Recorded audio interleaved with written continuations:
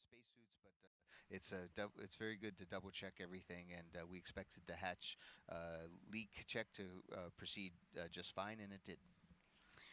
And there was a particular PSI, right? 1 hour and 1 minute. A particular PSI that the team wanted to see being held within the cabin. Yes, so we start out at atmospheric pressure, and we use Go ahead.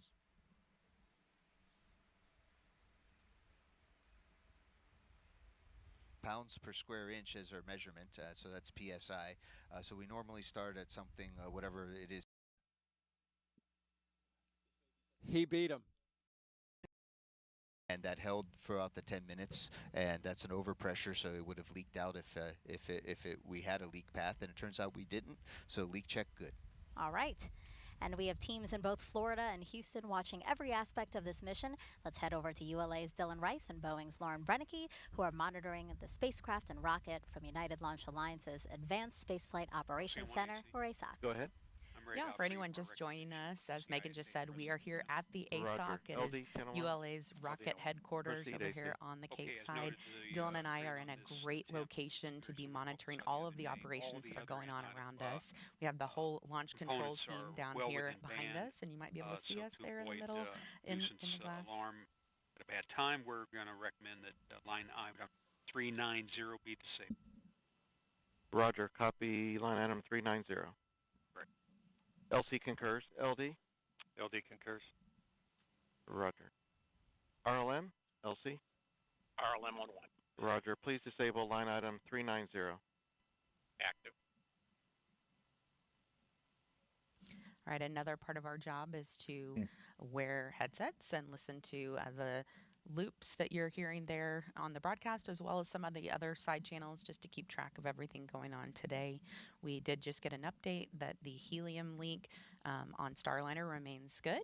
We have confirmation it is still acceptable for flight, looking about like it did on Saturday. Why is there so another that's leak? Great news. And Dylan, Atlas has been really all over the solar system, but preps for today's launch are just a little bit different. Go ahead. Line item 390 has been disabled. Roger. Well, that's right, Lauren. So we're using our standard processes and procedures that we use for every Atlas Centaur mission. But today's mission is different because we have Starliner atop Atlas and Centaur, and 2 astronauts inside Starliner. So there are some added steps. LC, this is FTS. Go ahead. Yes, Operation 55, Step 270, FTS open loop test is complete. Roger. So we do have added steps to support those additional activities to ingress the crew and then close out the Starliner and then prepare the crew access tower for launch. But right now, today, we're remaining in our final built-in hold as we continue to prepare for liftoff. There are a few activities left for us today. The blue team will be clearing the area soon, at which point the final preparations for launch will get underway, and we'll be configuring the vehicle's propulsion and hydraulic systems for flight. 8 a.m. The avionics team will be loading up a little wind data into our flight computer that allows us steering through the atmosphere. And you'll also start to hear final comm checks between the LCC, Mission Control in Houston, the BMCC at Kennedy Space Center, and the Starliner crew. Once all that is done, we'll be retracting that big crew access arm. That'll be one of the big visual cues on the launch pad that lets us know that we're getting closer to launch. And then you'll start to hear us get into our final polling for launch. All right, Megan, we are now just under an hour to launch, so we will see you guys back here in just a little bit. Actually, we're going to go over to NASA's Daryl Nell at Hangar AE. Daryl. All right, thank you very much. And looking here into Hangar AE, and you can see here the CCP team, Commercial Crew Program, is back here monitoring everything that's been going on. And so far, it's been a beautiful countdown. Let's talk a little bit about weather. You can see around the pad, there's been some cumulus clouds that have popped up in and around the area, and that's the morning in Florida. Sea breeze has come ashore, and there you see it. Yeah. Sea breeze, of course, activating with some of the warm air over the land. Launch Weather Officer Melody Lovin says, though, no problem and no issue. Oh, there's a big cumulus cloud right next to the pad. Cool. She believes that these are going to be able to pass over by the time we hit T0, so not looking to have much of a problem there. And she just briefed us that we're still go. 90% go is currently where we're standing at. Again, beautiful weather outside. You see the one concern there, the cumulus cloud rule. And so they will be keeping their eyes on that. We did have some showers offshore. Those, though, dispersed, and that's not a problem. We do have some weather. We're also watching along the ascent corridor. We're keeping track of that. LC Slick on Channel 1. Go ahead, Slick. CST 100 pad operations are complete and ready to configure the White Room for launch. Annulus purge was disconnected at 13:54 Zulu. Roger. Blue team lead, LC. Go ahead. Perform toxic vapor and O2 checks when raising the environmental seal and configure White Room for launch. Roger. Getting that room right there ready to launch. You'll see that environmental seal around the Starliner and get ready to go up as they get that room ready for launch, and eventually at L-11 minutes retract the arm away.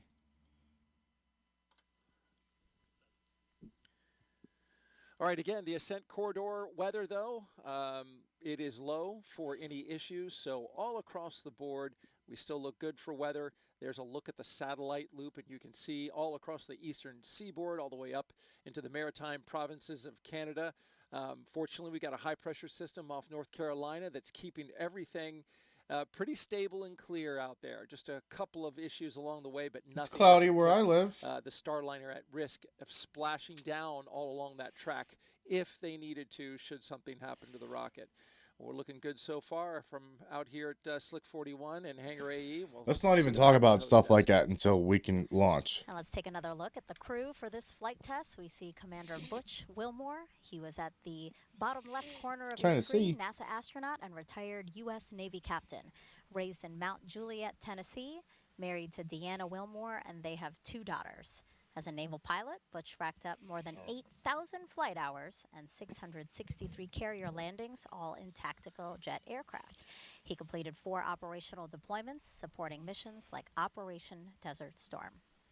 Before his selection to NASA, Wilmore was on exchange to the Air Force as a flight test instructor at the Air Force Test Pilot School at Edwards Air Force Base in California. Butch is a veteran of 2 space flights as pilot on Space Shuttle Atlantis in 2009, and then 5 years later, he served as flight engineer for Expedition 41. So far, Wilmore has spent 178 days in space and performed 4 spacewalks, so this flight will be his 3rd mission to the ISS. And Sunny Williams, CFT's pilot and a retired U.S. Navy captain. NASA selected her as an astronaut in 1998, just 2 years before Butch. This will also be Sunny's 3rd mission to space, making her the first woman on a test flight of an orbital spacecraft. Her first trip to the ISS launched in 2006. She served as flight engineer for Expeditions 14-15. She then returned to the orbiting lab in 2012 and was commander of Expedition 33. Sunny has more than 50 hours of spacewalk time, the 2nd most cumulative time by a female astronaut. So far, she has spent 322 days in space. Before NASA, Sunny was a formal naval test pilot and instructor, logging more than 3,000 flight hours in more than 30 different aircraft. Williams grew up in Needham, Massachusetts, and is married to Michael Williams. She enjoys hanging out with their dogs, working out, hiking, and camping, as well as working on cars and houses. As the crew aboard Starliner prepares to launch to the space station, let's take a look at what's in store for Sunny and Butch while on this mission. The mission of the Commercial Crew Program is to provide transportation for astronauts to the International Space Station. Multiple providers provide you redundancy. Redundancy is important, as we know. In our systems, we have redundant systems. But actually, more importantly, it's providing the aerospace workforce the opportunity to test out new ideas, new technologies, and work them into spacecraft. Butch and I are the first 2 to fly the Starliner, so this flight will be a crew flight test. So there'll only be 2 on board. We're gonna fly it up to the space station, dock it, and test it all out, and then come back home. Everything's new. The procedures are new. We have procedures now that we didn't have a year ago because we've learned as the process has gone forward. We've had 2 test flights uncrewed previously, but this will be the first time we're putting people on it. We're test pilots, and so we're going to be testing the spacecraft in all aspects of the flight, from launch, on orbit, all the way to entry and landing. We're testing out the environmental control system. We're testing out the manual flying of the spacecraft. Then while we're docked to the space station, we have a bunch of tasks to make sure that the spacecraft can act as a lifeboat. And just in case anything bad goes on the International Space Station, the crew on board can come to the Starliner and make sure that they're okay. This has a mode where we call it backup mode, which is your get home mode, if you will. We can, without any communication at all, we can still effect a return to Earth, do a deorbit burn, and hit the point where we're trying to land, even without our computers. You know, that old mantra, failure is not an option, because it's a very dynamic thing we do flying in space, and it's not very forgiving. And we know that, and that's why we have these multiple systems and multiple redundant capabilities, because human life is special, and we want to preserve it at all costs. I think exploration is just in the human heart. Butch, he describes himself as the first thing he said as a kid was why. And I think that's in all of us. Maybe we don't verbalize it, but we all ask why. And that's what exploration is. It's that next step of why. So why not go back to the moon? Why not try to live on the moon? It seems like a natural stepping stone to the next thing, Mars, which just calls us. Like, why is that planet there? What is the future of that planet? What is the future of our planet? And to be able to take these next steps in exploration, we're going to start answering those questions. We stand on the pinnacle. This is kind of where everything, integration, everything comes together, which is where Sonny and I sit. And this is just a part of the ongoing process of growing and expounding our knowledge and our understanding of all things for the benefit of mankind. I am Sonny Williams, and I am ready to fly NASA's Boeing Crew Flight Test. I'm Butch Wilmore, and I am ready to fly NASA's Boeing Crew Flight Test. So I think that's something you should play 5 minutes before launch.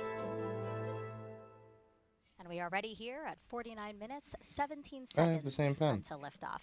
Now, this historic flight test will be a major milestone for United Launch Alliance. NASA's Antonio Jaramillo joins us now with ULA's CEO and president, who has more about this company's road to this moment.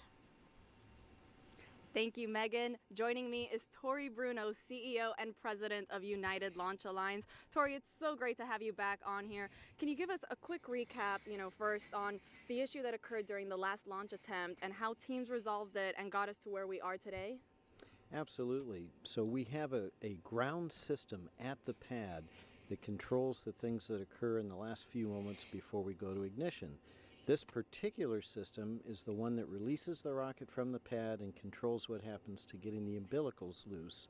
And we have a triple redundant system that is also able to vote, and we lost one card within one of those 3 chassis that do this. The crew was never in any kind of danger or anything like that, but in our timeline, had that failed much later, we would have relied on the double redundancy and voting that remained, but that early on, our criteria says stop and understand what's happening. We did resolve it the next day on a Sunday.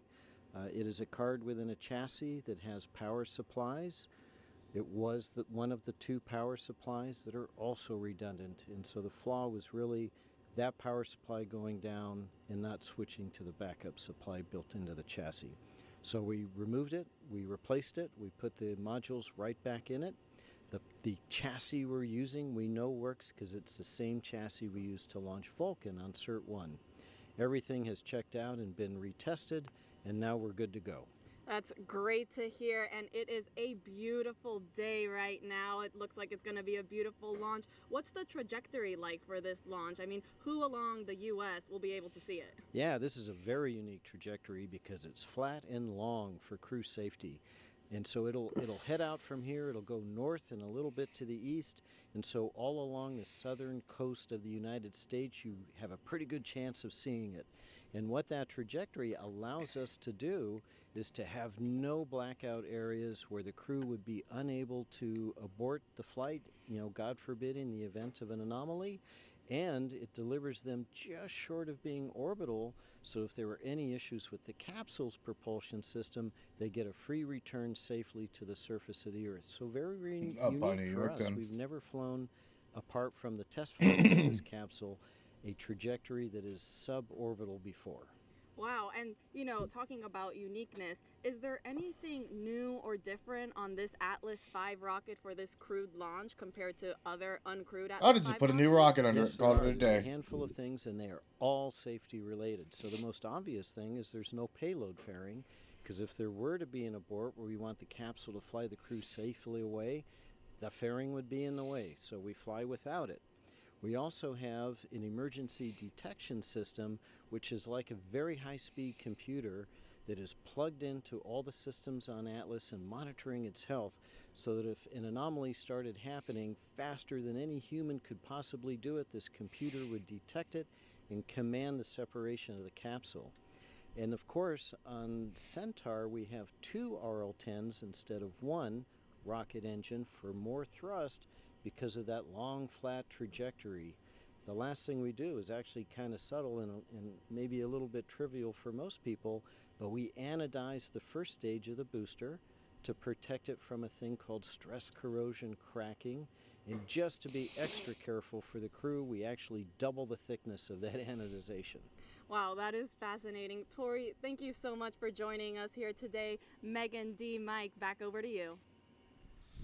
And as we check out some pad team members there getting ready to leave the crew access tower, teams inside mission control at Johnson Space Center in Houston are also keeping a close eye on launch. Here's NASA's Brandy Dean and Boeing's Jim May. Thanks so much, Megan. Welcome back to Mission Control Houston at NASA's Johnson Space Center. We are now 44 minutes away from launch and everything continuing to go pretty smoothly. Team here is under leadership again of Flight Director Mike Lammers today. Once Starliner gets off the pad, Jim and I will be with you through the ascent, giving you the play-by-play as Starliner makes its way into orbit and expanding on the calls that you'll hear from Capcom Joshua Kutrick, making to Butch Wilmore and Sonny Williams. There are a number of major milestones you'll want to keep an eye out for during Starliner's climb to orbit. The first you'll hear from Starliner's crew is roll program coming from Commander Wilmore, indicating that Starliner is rolling into the planned orientation for ascent and orbit ops. Then about 45 seconds into flight, the crew and Starliner will reach what's called max Q, which is the maximum dynamic pressure that they will experience during ascent, and that happens just before they reach Mach 1. A minute and 35 seconds into flight, the solid rocket boosters that give Starliner its first major push into orbit will have been used up. Starliner will then hold on to them for just a little more than a minute after that, and then jettison the boosters before second stage takes over and gets Starliner the rest of the way to orbit. Starliner will actually reach orbit about 11 minutes and 58 seconds into flight, at which point the Centaur's main engines will cut off. Starliner and its crew hold onto that stage for a couple of minutes, and then separate from it at around 14 minutes 58 seconds into flight. From there, Butch and Sonny will be free-flying Starliner on their own. During ascent, you'll hear Kutrick mentioning a number of abort-related milestones as Starliner moves past them.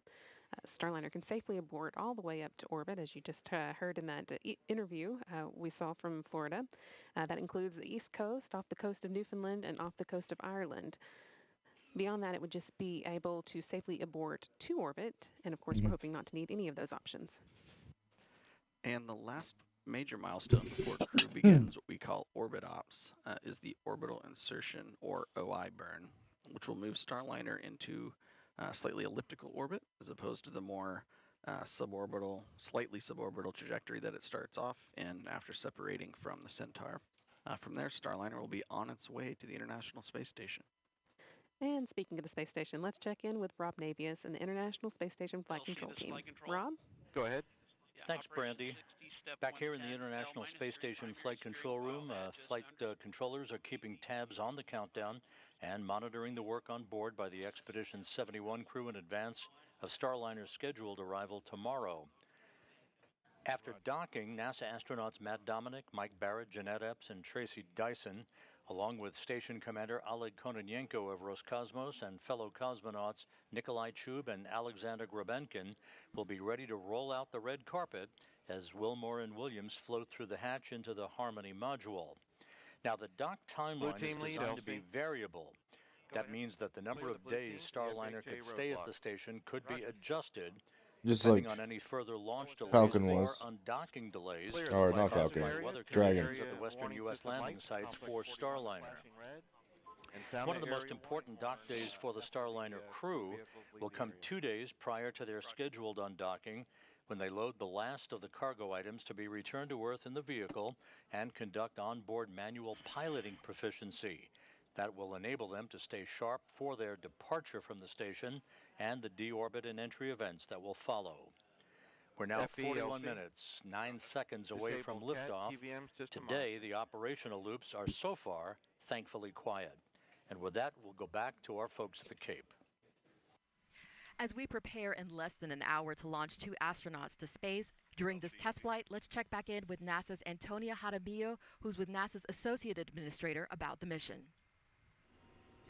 Thank you, Dee. Joining me is Jim Free, NASA's Associate Administrator. Jim, thank you so much for joining us. Can you discuss a little bit why it's important for the space agency that we have another American spacecraft launching to space? It's always from important. American Redundancy. soil? Well, I mean, it is truly historic day that we have today. It is the 6th time we've launched a new vehicle to space, and this time with the first female on one of those missions in Sunny, and from the Cape Canaveral Space Force Station, not the Air Force Station any longer. And we're also, now it gives us that chance to get back to ISS with another crew. And the learning that we're doing there about basically the take body, the about ISS over. technology, about science. Of course, science is key to all we do.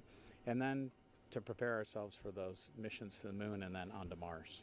Absolutely. A lot of firsts, a lot of important things for sure happening on this mission. You talked briefly on this. Can you discuss again why it's important just in general that we have multiple spacecraft available to send humans to space? We need that access. So right now we have one provider giving us that access to space station. This will give us a second provider, which means if we have a problem with either, we have ways to get our crews to and from station, which helps keep the tempo that we've had for 23 years of having humans in low Earth orbit, but also that opportunity to get the crews back if there's an issue at all, and keep that presence going. Absolutely. This has already been a very exciting year for the agency, with many, many fascinating missions already taking place. Now with this historic launch about to take off, what else can the public look forward to? It has been a great year, and certainly a lot of learning already for me about the incredible mission that we have at NASA. And the missions that we have remaining this year, I'll just highlight a couple of them. Europa Clipper, which will be an incredible mission for us to watch in its journey and understanding even more about the solar system. NISAR, which will help continue our learning of Earth. And then we have X-59, that first A in NASA, right, the aeronautics, which will go through its first flight this year. We're about to do an engine run-up on that aircraft. And of course, heading towards Artemis 2 next year. The crews in wait Washington for Artemis we 2. planted a moon tree just yesterday with our deputy administrator, and that gets us on our path back to the moon. Absolutely, and we cannot wait for all of those missions. It'd have been nice if Thank you so Artemis much was for ahead of joining us schedule, here but today. it's like 15 Megan years D. behind Mike, schedule. Back over to you. Thank you both. And we are now 38 minutes until liftoff of NASA's Boeing crew flight test with Butch Wilmore and Sunny Williams. You can see there inside the Starliner spacecraft, patiently, maybe, awaiting liftoff, right, Mike? Oh, they're very patient at this point, and so far so good today. It's been a very smooth count, as Rob Navius mentioned earlier. And so the plan is for Butch and Sunny to be docked. That was a call out saying that the pad team has cleared the pad. Now the plan is for Butch and Sunny to be docked to the ISS for at least 8 days, and then after, they will return to Earth with a soft touchdown in the American Southwest.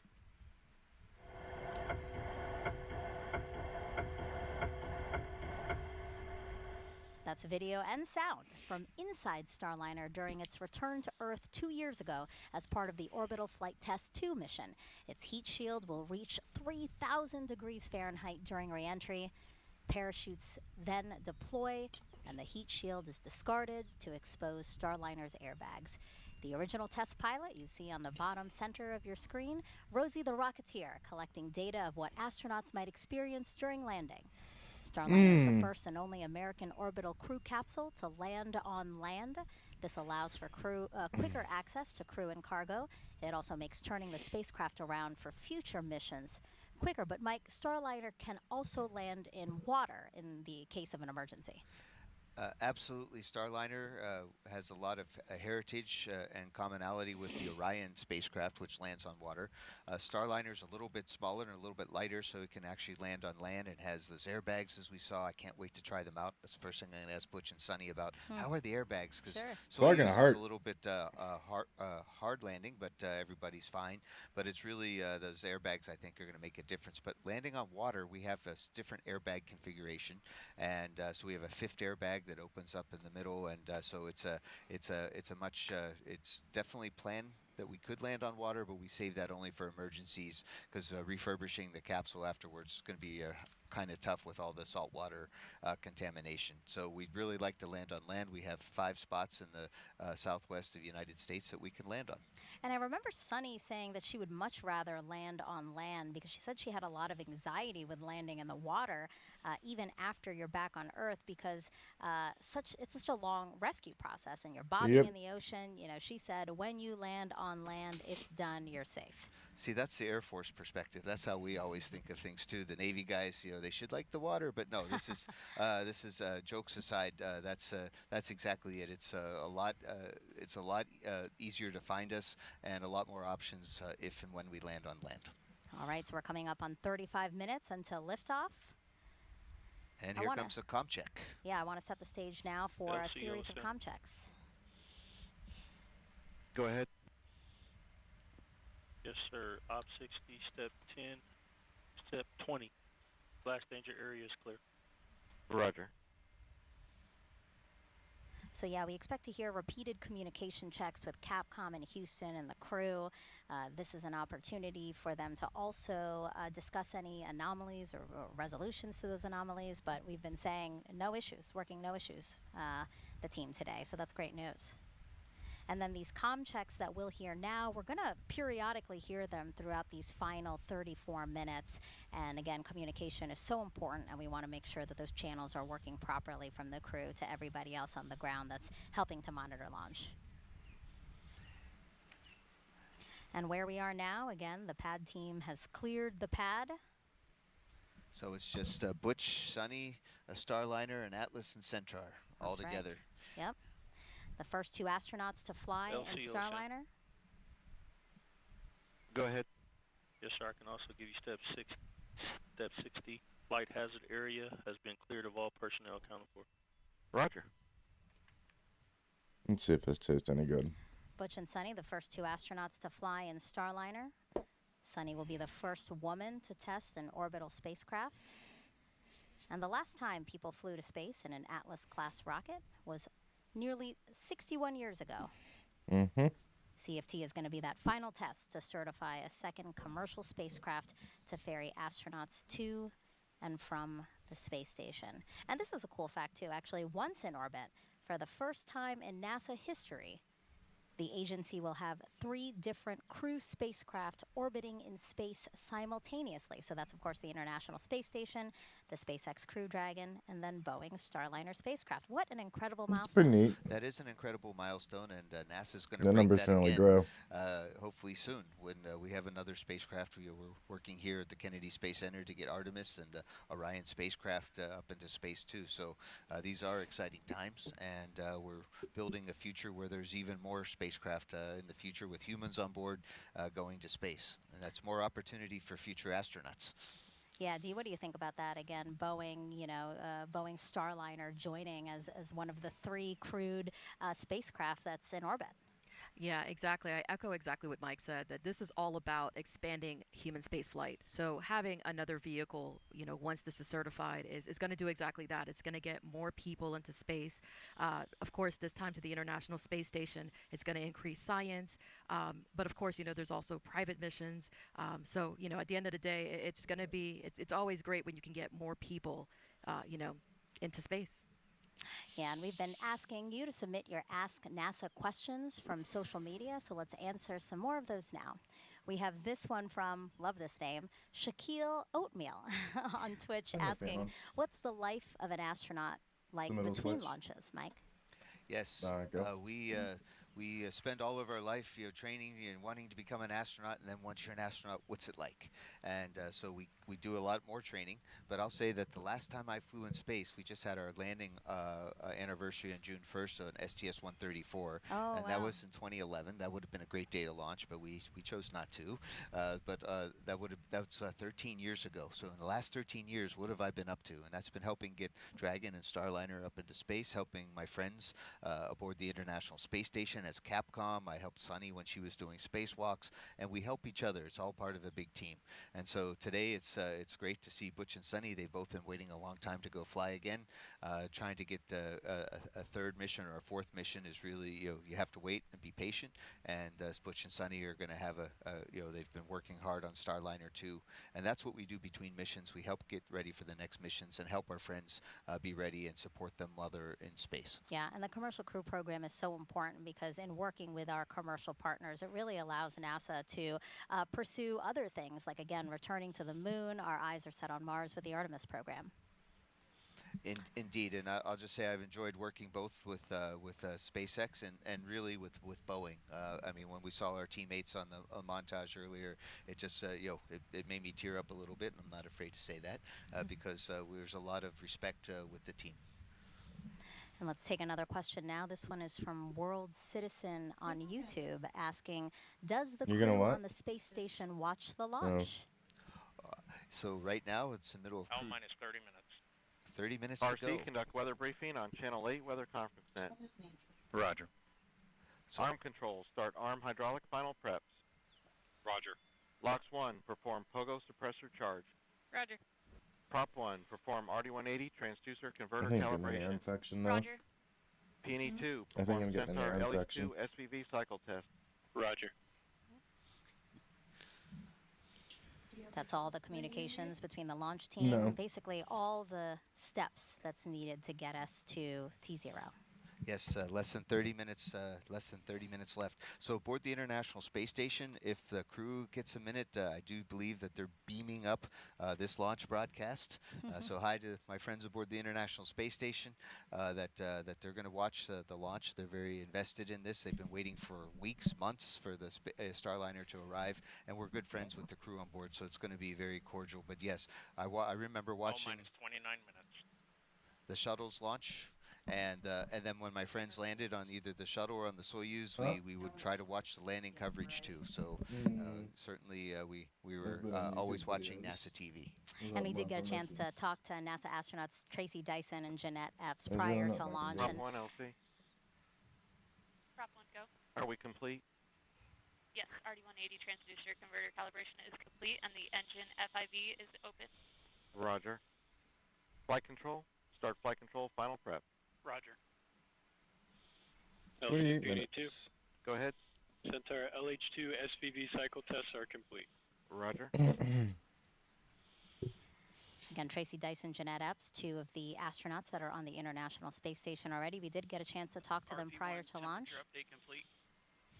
And they said they are ready for Butch and Sunny to arrive. They've gotten their areas all set up for them, so they're really excited to welcome them just about 26 hours after liftoff today. Again, 27 minutes, 53 seconds and counting until liftoff of Butch and Sunny, the first two to fly Boeing's Starliner capsule to the International Space Station. Let's go over now to Brandy and Jim inside Mission Control in Houston. Thanks, Megan. Lead Crew Flight Test Flight Director Mike Lammers is getting ready to poll the flight control team here in Houston for a go or no-go, verifying that all of Starliner systems are ready for launch. Everything is looking good at the moment, and Lammers will use this poll to determine his own response to the final go, no-go poll by the launch conductor just before liftoff. Once we do get into the terminal countdown time frame, there are a few major activities that the team will oversee. The first is Starliner's transition from ground power to battery power. That comes about 18 minutes before launch, and we leave it as late as possible so we can launch with those batteries as... Go ahead. Arm hydraulic final preps are Roger. L minus 27 minutes.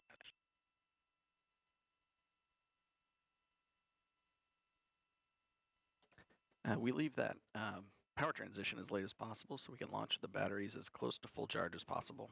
A few minutes later, with less than 10 minutes to go before liftoff, Starliner's ordnance will be armed. That activates the critical systems that are needed to detach all the things that Starliner would ultimately deploy or jettison as it climbs to orbit, or back for a landing if it became necessary. And then finally, just 1 minute and 15 seconds before launch, they'll work with the crew to activate the launch abort system, which would rocket the crew to safety in the case of an abort or on the pad early in the ascent. This will likely be the last you hear from us until liftoff. So we are going to send you back to the team in Florida to let Megan, Dee, and Mike see us through the rest of the countdown.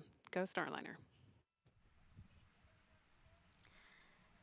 Now let's take a closer look at Starliner, the next generation crew capsule that you see atop the Atlas V rocket there on launch pad 41 on Cape Canaveral Space Force Station.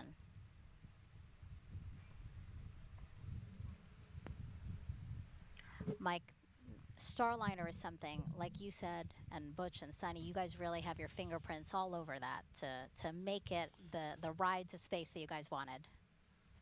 Indeed, Starliner is definitely Ferguson even called it a astronauts or pilot spacecraft. And so that next generation crew capsule, it measures 16.5 feet tall with a diameter of 15 feet. That's about the size of a mid-size SUV. It was designed to carry up to 7 astronauts or a mix of crew and cargo for missions to the International Space Station. After today's test flight, NASA will fly crews of 4 or 5 with cargo. Starliner is also reusable up to 10 times. I'm sure you're excited for your opportunity to fly in Starliner, Mike. Oh, indeed. We're hopefully Butch and Sunny, along with Calypso, are going to pave the way. We'll be in the other spacecraft that Boeing has. We have 2 capsules, and so again, it's always good to have an extra one and a backup one, and we're looking forward to flying next year. Let's head back over to Johnson now, where we have Rob Navius with an update for us. Rob.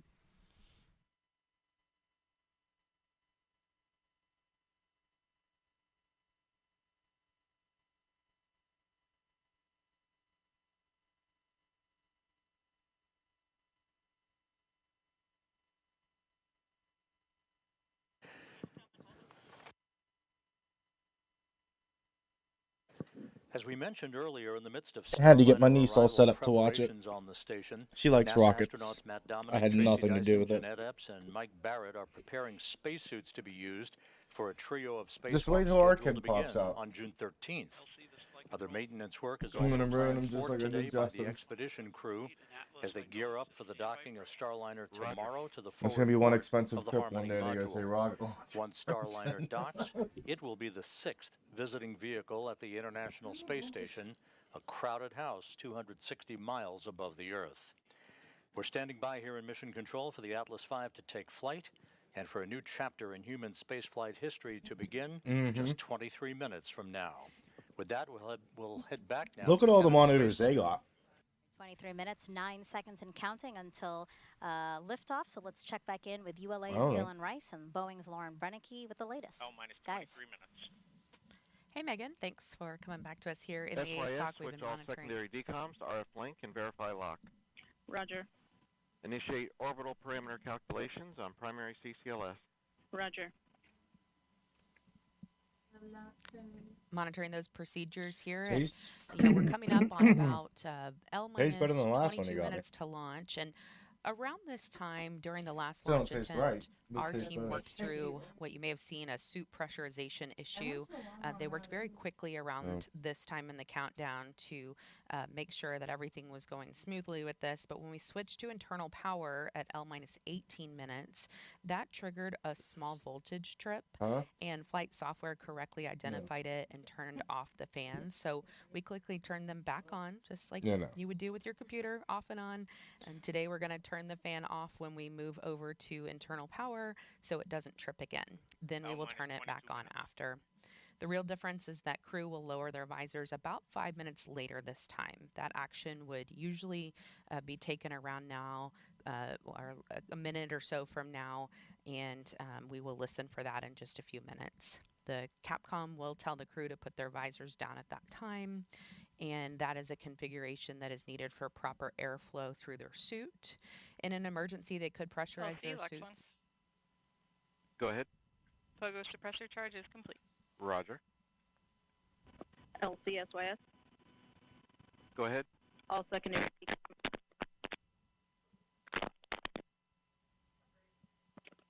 Secondary.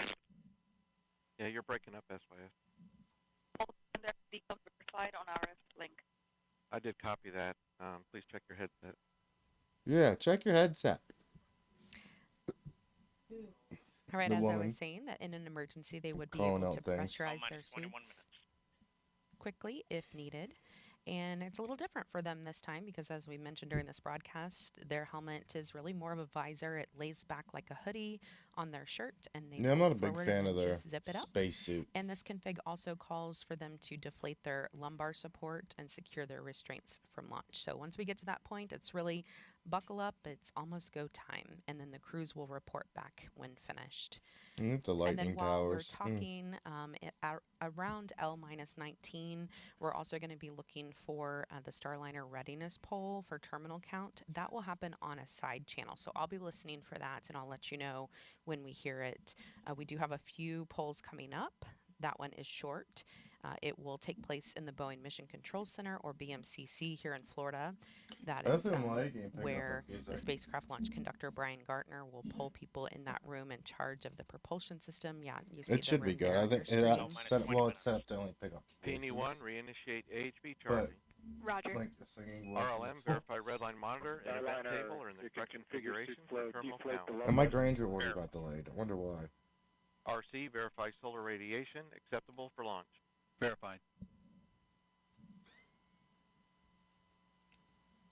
Right, you might have heard, kind of came in faintly. Starliner copies. They asked them to go ahead and deflate their lumbar support. Wasn't sure if you're going to hear a little bit more about that. But again, there will be 3 calls coming up on this Starliner readiness poll for terminal count. They will pull the mission support room manager, or MSR. After launch, the BMCC turns into mission support as things shift over to Houston. They will also pull the spacecraft test conductor, who monitors our power systems. Switch to channel 1. All personnel and visitors remain in present position until launch. Maintain operational silence in the LCC. This is the LC with a terminal count briefing. If a condition exceeds a launch constraint anytime after the terminal count status check, the observer shall announce hold on channel 1, identify their station, and briefly state the reason for the hold.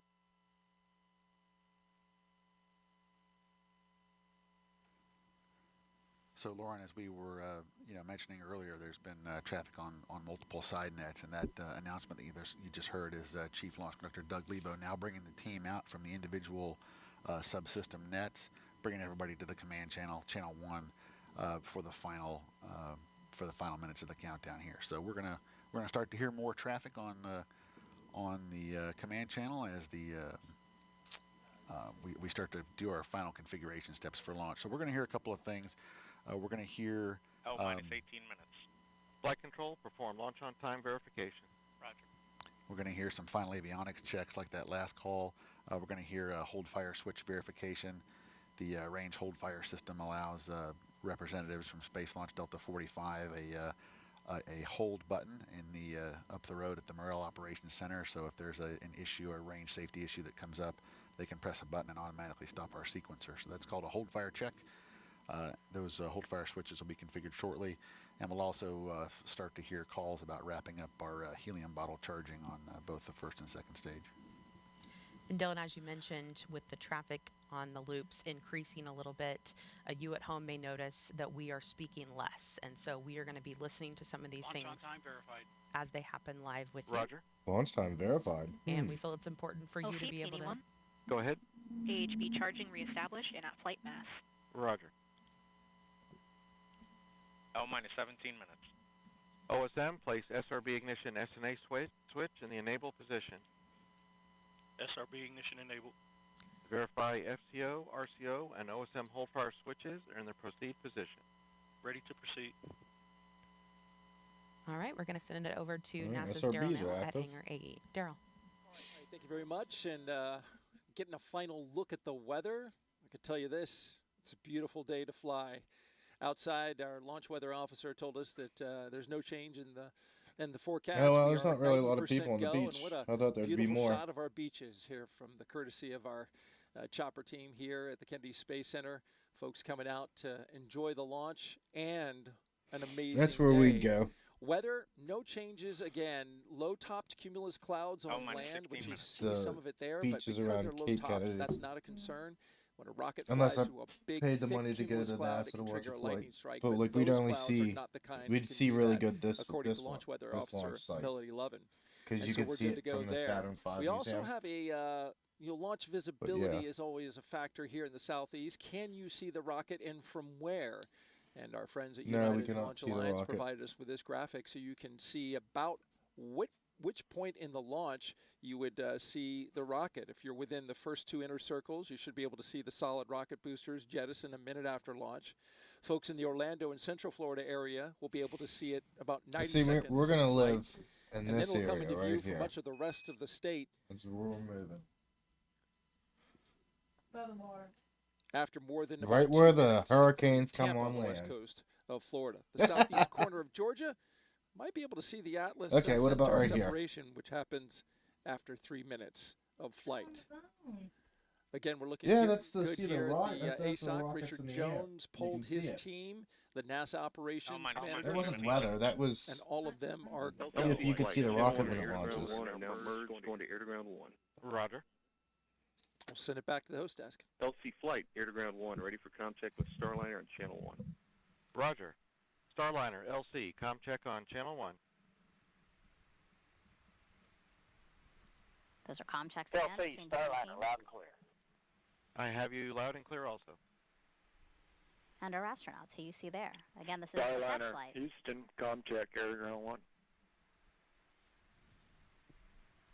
Houston, Starliner, loud and clear. What's that? Houston has you loud and clear on air to ground one. Did you read all the books I bought you? I'm reading the first one to make sense of the third one. Test flight, and Well, Boeing you're is supposed to working read them towards 1, 2, 3, aren't certification. you? To do that, Yeah, there are a but some total of of the books 87 were- flight test objectives and many more operational capability checkouts. So take a look Okay. at some of the main objectives with the crew on board. I'll go through a couple of them here. So they will demonstrate the performance of crew-related equipment. The crew will perform hatch operations and transfer emergency equipment. They will also evaluate the vehicle and transfer cargo while in a docked configuration. Yeah. They'll conform functionality They of fell manual down, I piloting think. and deorbit with a successful separation of the crew module from the service module. And finally, they My will mom put that demonstrate up. She's Starliner's like, I bought you entry this calendar. and descent. Yeah, that's 13 minutes and 24 seconds from only the 6th time NASA astronauts Found will that at launch on a Michael's. new spacecraft designed for Yeah. crew. And if you're curious about the previous 5 flights, we have you covered. Check out our video here. So, when we have Mercury our own Redstone place, 3 was the first that's test flight. the Alan idea. Shepard, May 5th, you're going to have to deal with. Those are going to be 1961. shells with all my collectibles on them. Gemini 3 with astronauts Gus Grissom and John Young In our bedroom. launched March 23rd, 1965. Apollo 7, October 11th, 1968, with Wally Schirra, Don Isley, and Walt Cunningham. STS-1 launched with astronauts John Young and Robert Crippen, and it launched April 12th, 1981. That was the one that had Starliner, Houston, your suit fan airbag Bravo is seats on it. repowered. It looks good. Please close your visors. Column closed. You saw video there of Demo 2, May 2020, Doug Hurley, Bob Benkin.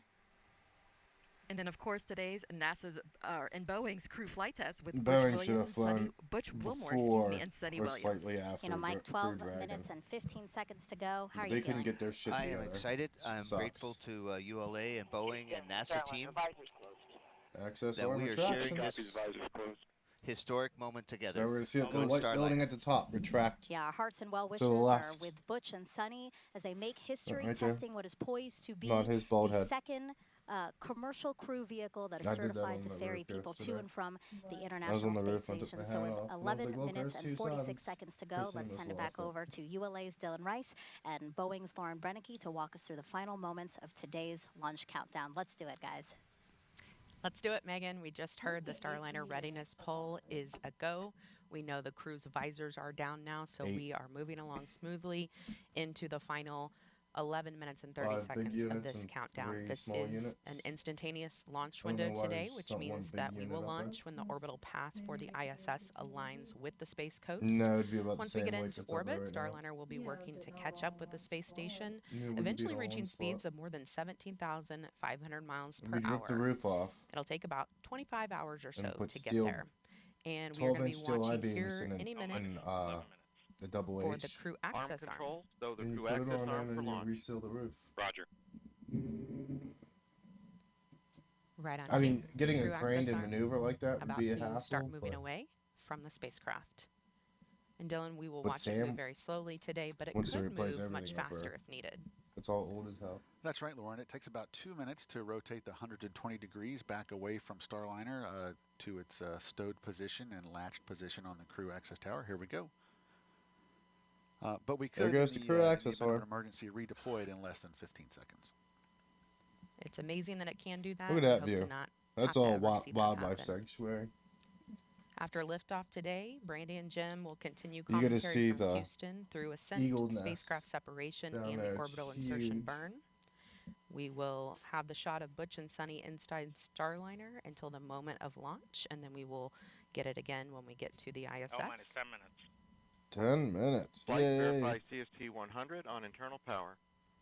It's the Verified. flame shoot. The flames will shoot out of that. Starliner, configure ordnance for launch. They'll go down and get pushed out that way.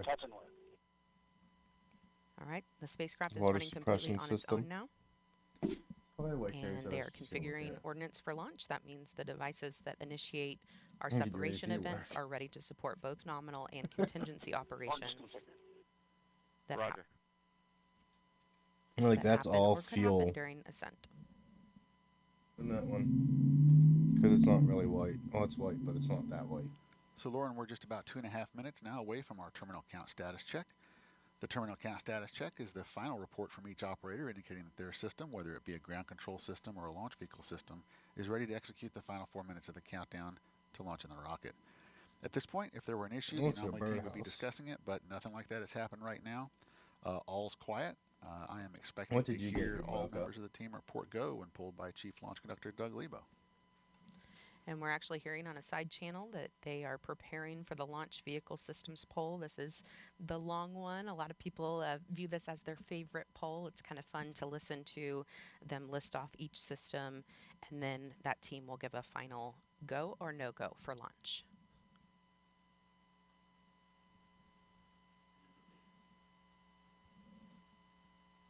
And we will be able to watch cameras on the rocket today, and live telemetry feeding back will provide Nice. a real-time look at the spacecraft model when video isn't possible during the ascent as it moves through the dynamic phases. Yeah, see.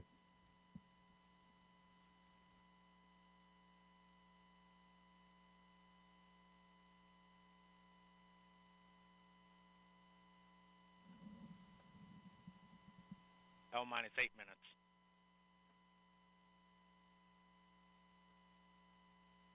What the hell is Under that? 8 minutes before Butch and Sunny head back to a place they consider home. Both of them have spent 2 different stints of about 6 months on the International Space Station, and they are thrilled to be going back for a 3rd time. Sunny told me she even cried the last time she left the space station because she didn't know if she would ever go back.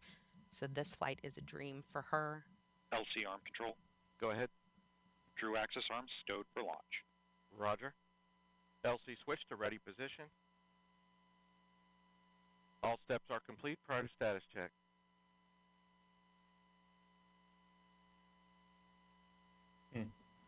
Let's listen in to Chief Launch Conductor Doug Lebo conduct that final terminal count status check as we prepare for launch. L minus 7 minutes.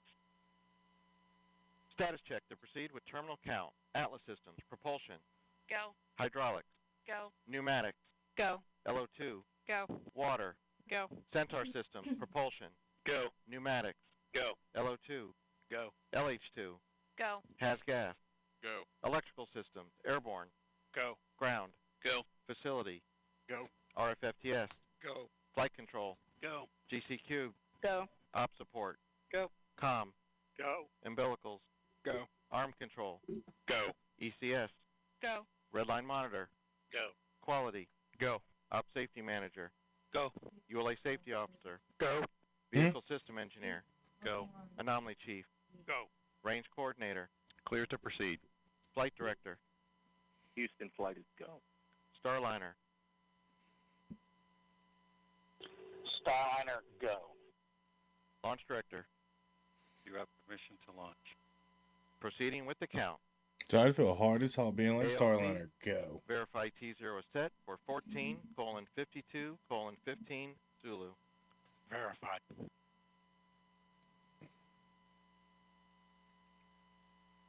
I know Starliner, when net the is clear. SpaceX hat.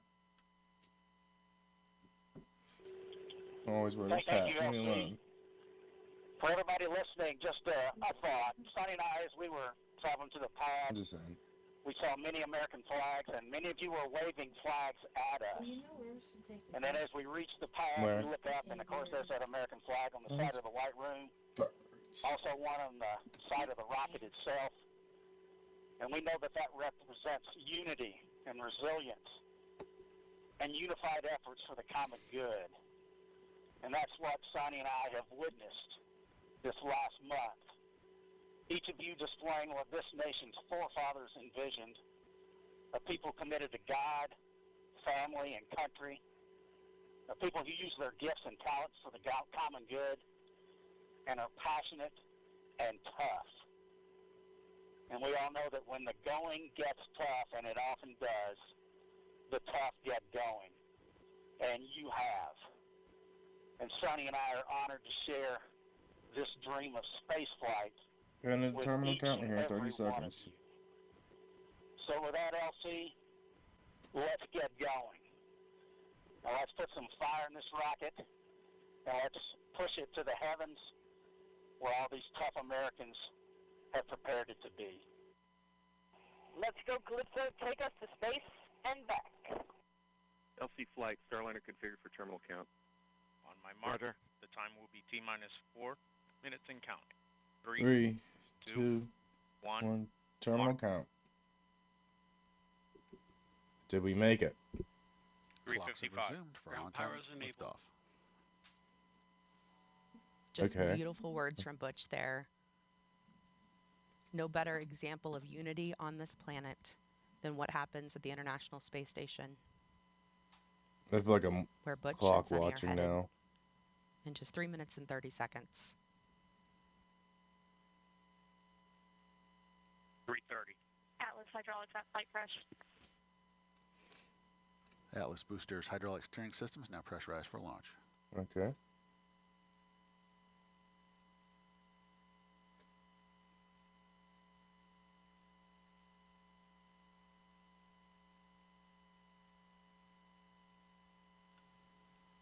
Starliner's LAS prop valves are configured for launch, the propulsion valves that need to be open in the case of an abort from the pad. 3 minutes. Pressurizing Atlas tanks. Securing LO2 topping. 250. FTS internal.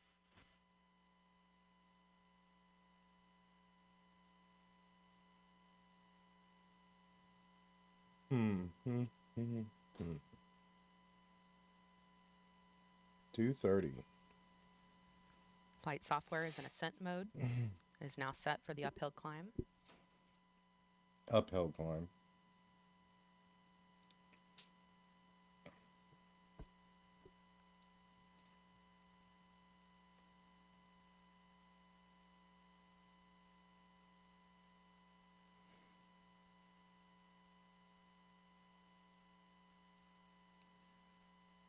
That's gonna feel like an eternity just sitting there. 159. Vehicle internal. 155. Launch sequencer start. 1 second. 150. Securing Centaur LH2. You watching? Securing Centaur LO2. Eating your strawberry. Now transferred to its onboard batteries and topping its Yeah. Launch enabled. What time you have? FTS Okay. armed.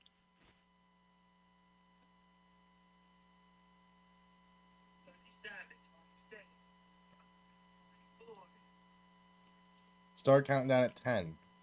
120. OCU's armed. SCS count started. EDS ascent. Starliner last arm to auto. 1 second. Last arm auto. Roger. That call meaning if the emergency detection system on Atlas detects something. Rock report range status. Range green. 54. POP started. It will trigger the launch abort system on Starliner and fire. We're planning a trip to Florida. The hop in the spacecraft would push itself away from the rocket a mile up and a mile I out. don't know. We're all going to go. Watch a rocket launch.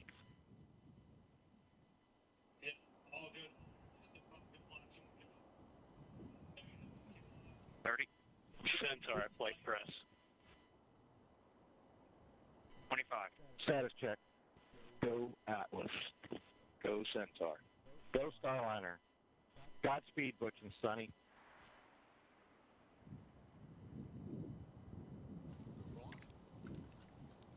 Ten, 9, 8, 7, 6, 5, 4, 3, 2, 1. Ignition. And liftoff of Starliner Atlas 5. There it goes. American heroes, drawing a line to the stars for all of us.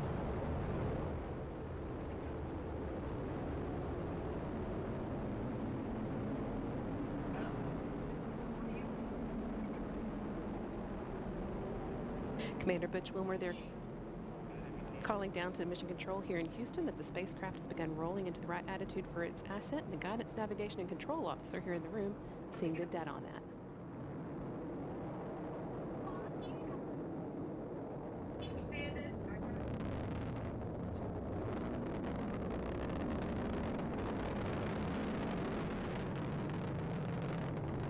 No, it's in clouds. Passing through max Q. Look at the max Q pretty fast. Point of maximum dynamic pressure where the forces of air friction are highest. You see it? It's going to start breaking apart. Mach 1, where the speed of sound.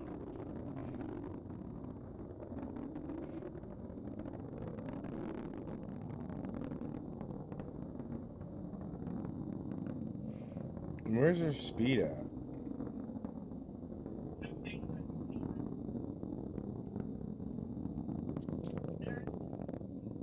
The little... This is the crew flight test of the Starliner thing. Looking good with speeds and attitude. Tomorrow morning is seconds, Starship. Solid rocket boosters will run out of fuel and burn out. And you can only watch that on Twitter, apparently. The big one in Texas. Good SRB. Yeah, I'll be watching it at work. This is a crewed flight test. So this is the first time it's had crew on it going into space. Continuing its burn for about the next 3 minutes. So they're going to go and make sure that it works the way it's supposed to. Look at that. Good handle. It's already out Good handle. in the stratosphere.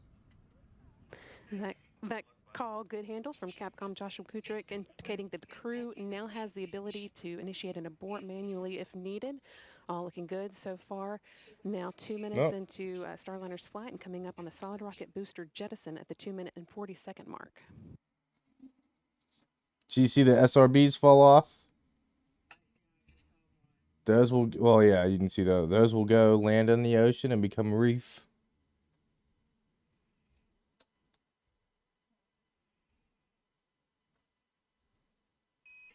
CO2 in that good trajectory. That black smoke is because there's no oxygen for it to burn. And the solid rocket boosters have now been jettisoned. It's after not seeing smog Starliner or near its anything. first 90 seconds of flight. Team on the ground here confirming that it was a good jettison and that the vehicle's trajectory continues to look good. Now 3 minutes into today's flight. That looks like it's South Carolina right there on the right side of the screen.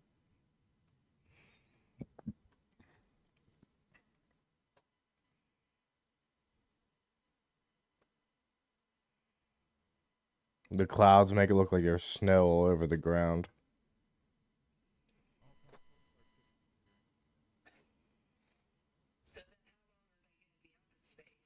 I'm not sure. I mean, it could be anywhere from like 2 days to 6 months, I believe. It's just ice. Atlas booster now throttling back to limit the G-forces on Butch and Sunny, trying to limit that to around 3.5 times the force of gravity you would feel while on the ground. So right now they weigh 3.5 times more than what they do on the ground. Damn, that has to be like 1,000 pounds.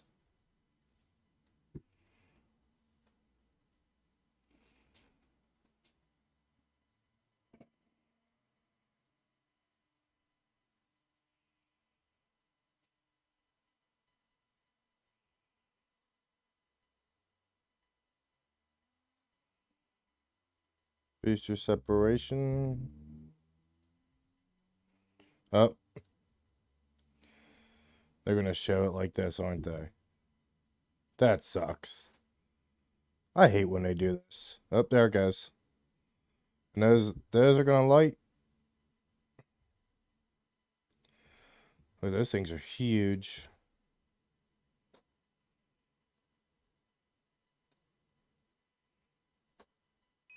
Staging. Here in the ground. Decals open. You have sublimator rock. Decal sub-act. Great act. Team on the ground reporting that they saw the ascent cover on top of Starliner that's been protecting the spacecraft's docking system through its climb into orbit. They saw that jettison as planned. Staging was good. You have good control. How far behind and is now the video? The second stage's 2 Centaur engines have ignited to continue pushing Starliner into space, fueled by liquid hydrogen and liquid oxygen. The next milestone that we'll be watching for is the aeroskirt jettison. No, we just seen that.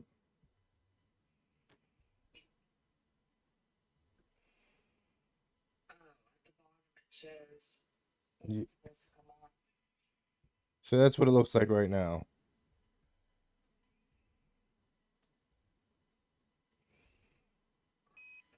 Starliner, you had good booster performance. You're up to plus 31.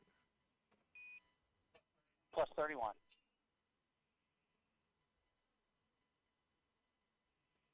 Atlas Control reporting why's it booster pitching up? performance offset of 31 seconds of ISP, or specific impulse, relative to its design baseline of around 450. Oh, they're going 49 degrees. Huh.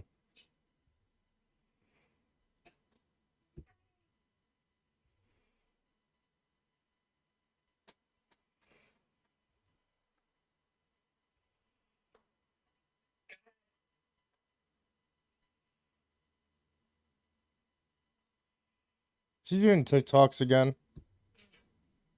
No, she is.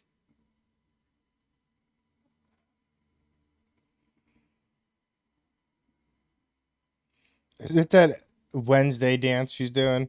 All continuing Oh, to perform God. well, almost 7 minutes into today's flight.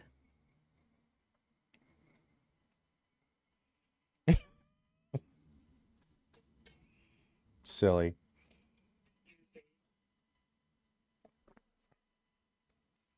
And it's...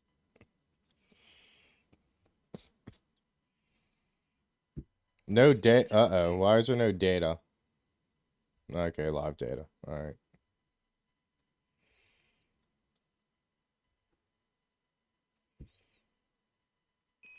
Good center.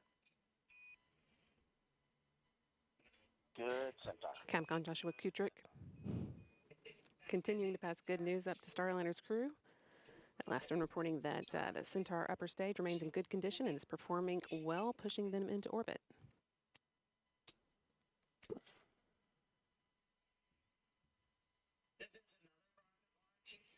tomorrow morning it's Starship.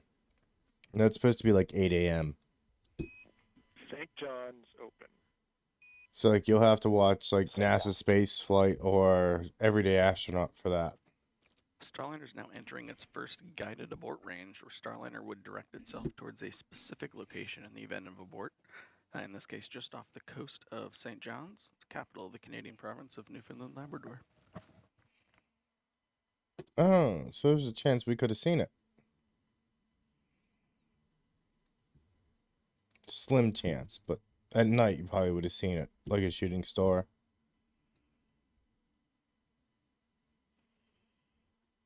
Why am I getting all these view butters?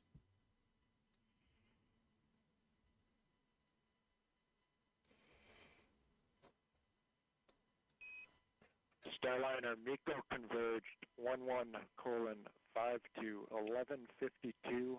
Good perf, you're at 34 to 36 seconds. 11:52, 34 seconds.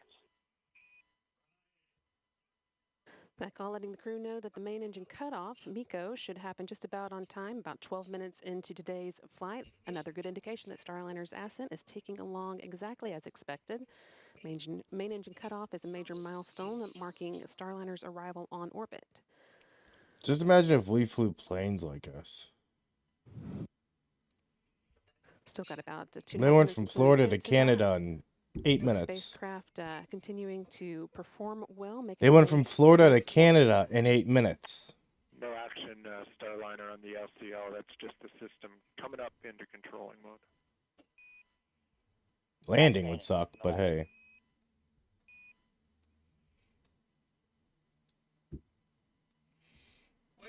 Once the main engine is cut off, the next step will be the launch vehicle separation. That's set to occur just short of 15 minutes after launch, when Starliner will separate from the rocket and fly free in space for the first time.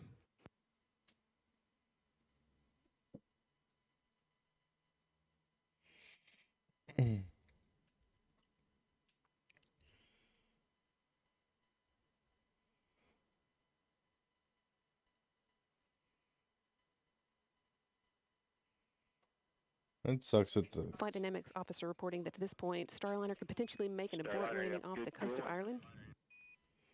Ireland? And they're, again, all continuing well, so we're not expecting to need that abort. As Starliner is rapidly yeah, this is the only thing that sucks about ULA. It's only available for just over 1 minute. It's like they only put one camera on and it's on the first stage.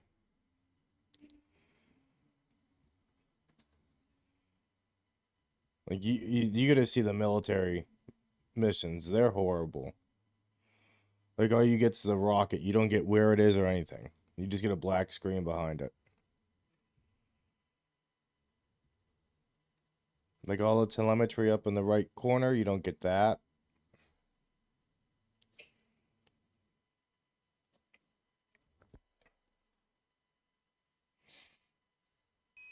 Seconds to MECO. Just 30 seconds to go.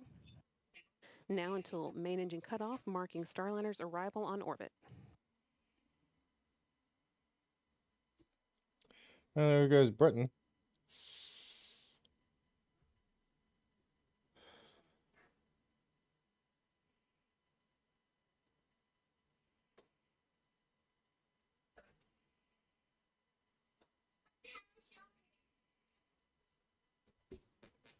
This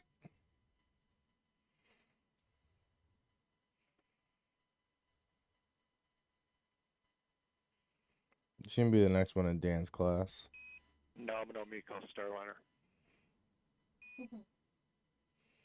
Nominal MECO. She watches her sister too much. And with that nominal MECO call, that's main engine cutoff. We've got good energy, meaning a good velocity for continuing to orbit, and a good plane, meaning Starliner's trajectory is aligned with the International Space Station for rendezvous tomorrow. And with tomorrow, that, so they got to sit on that capsule for a whole other day. Eventually, they are both extremely experienced astronauts. 5 to 14:52. Why are we? They got to sit on that capsule for a whole day. 14:52. Because they have to get up to speed to They're meet both very experienced astronauts with the a combined total of ISS. 489 days in space between them. So Starliner's they also have the to third make a spacecraft couple that they've revolutions to launched get up to in. the Both have height. traveled to the International Space Station via space shuttles and Soyuz and are now well on their way to repeating the journey via Starliner. It's also worth noting that Williams' role as pilot marks the first time that a woman has crewed a flight test of an orbital spacecraft.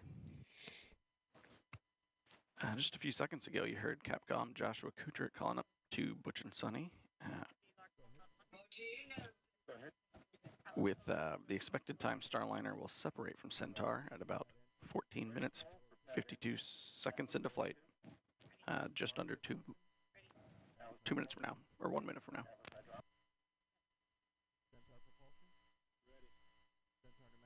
That is actually the last major milestone for Starliner's ascent. All the hard work is done, but we need for Starliner to be flying on its own before it can begin heading towards the International Space Station. There's a slight pause in the action here while Centaur repressurizes and does some attitude control.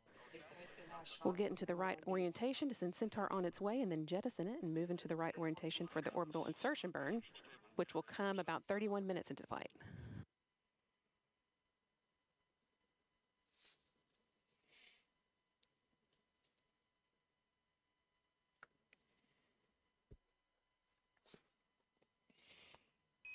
No action on the cabin temp Starliner.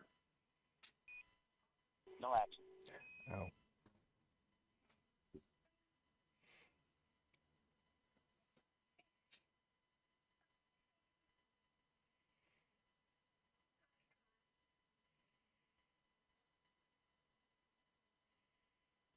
And about 10 seconds until an expected launch vehicle separation.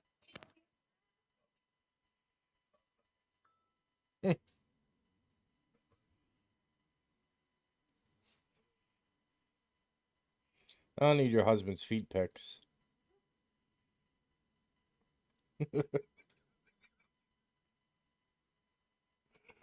That's a pretty good zoom. You can see into his soul. LV SEP confirmed. Oh, stage separation.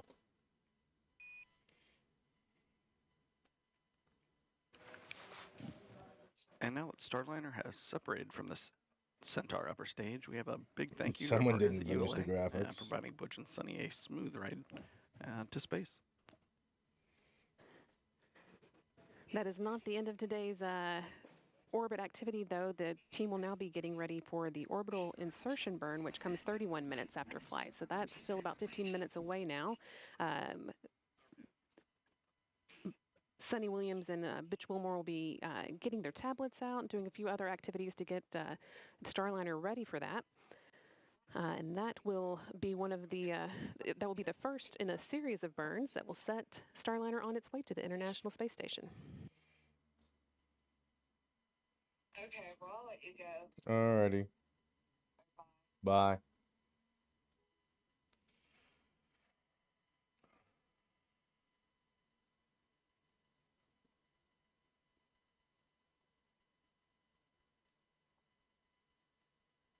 And was it you?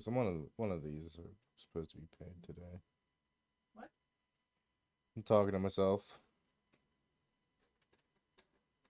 Once again, Starliner with astronauts Butch Wilmore and Sonny Williams on board launched from Florida, the Cape Canaveral Space Force Station, Launch Pad 41 at 9:52 a.m. Central, 10:52 a.m. Eastern today, and they have now Starliner, made it into your orbit. nominal TDRA show MDL is active. You have good targeting for OI. It's gonna be you. Good targeting.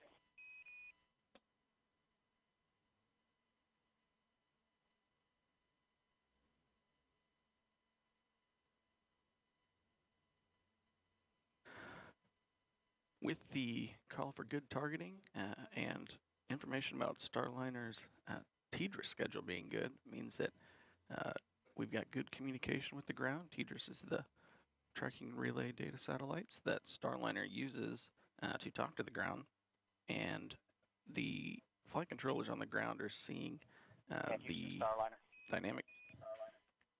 Go ahead. Yeah, if you could relay a message to our brethren at ULA. We're all listening. Go ahead. Yeah, they've been a member of the family for a long time, but now it's official, and we want to welcome them to human spaceflight. We all copy all and really appreciate the words.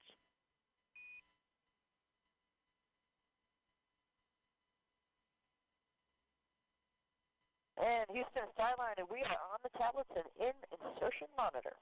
All right. Well, it's gonna do it for us then. Copy tablets. We're with you. Insertion monitor. You're on the stream, laying there.